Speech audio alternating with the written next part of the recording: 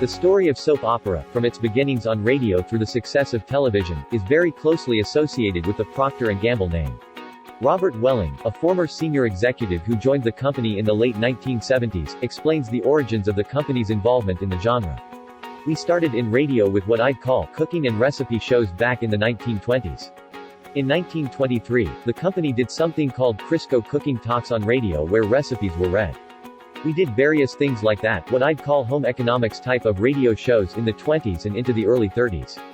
And then in 1930, we decided to start looking at whether or not there was an interest in a radio program that would be more of an entertainment show than an instruction or a health program. And that led to a number of experiments. We had a station here in Cincinnati, WLW, that was receptive to those sorts of tests. It led to a show called the Puddle Family. That was in 1932. It was only tested here in Cincinnati and didn't do well enough to consider going further with it. In 1933, we replaced the Puddle Family with Perkins, and that really began our heavy daytime serial involvement. The late Robert E. Short, the legendary executive who oversaw much of the company's success on both radio and television, adds, Perkins was the first major effort of Procter & Gamble. The show was then in 15-minute form on radio and was sponsored completely by them. That's how it became Oxydol's own Perkins. Most of the shows were sponsored by just one brand. There were no other advertisers. The shows were created for the company to advertise the company's products, and they were very successful. Procter & Gamble was the biggest programmer in the field. General Foods and General Mills also had programs of their own. The shows grew out of the creative departments of the advertising agencies. Some of the directors and producers were agency staff people, and they just created a production staff. The key guy involved for Procter & Gamble was Bill Ramsey, notes Welling. He shepherded our involvement on all of the radio shows, starting with Perkins and going on through all of the other ones until we moved into television. Bill was a wonderful guy, enthused Short. He came to the company around 1930 or so. I don't know what his initial job was at the company. He was in advertising, but when radio became important and they decided to start the soaps, somebody in management said we have to have somebody in charge of this.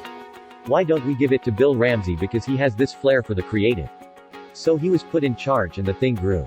Bill was always considered to be the artistic one among us, and he was quite independent. I admired him a great deal, he enthused. After I finished up at Cornell in 1949, continued Short, Bill was the director of radio who hired me.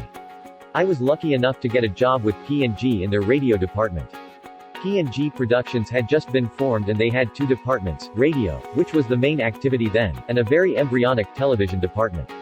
Television was just beginning then. Anyway, P&G had 11 daily 15-minute soaps on the air and I was hired as a supervisor.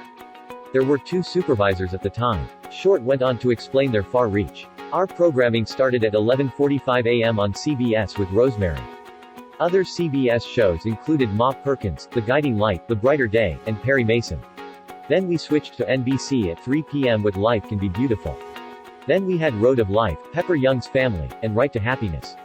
We did, by participation, a couple of the Anne and Frank Hummert shows. Lorenzo Jones is the only one I remember offhand. When I went to P&G, The Guiding Light was one of the first shows that I had under my wing. I look at The Guiding Light as kind of my anchor going way back. Of course, no producer could have been as successful as P&G without the contributions of talented writers. In the next installment of this series, you will find out more about the writers as well as the advent of television.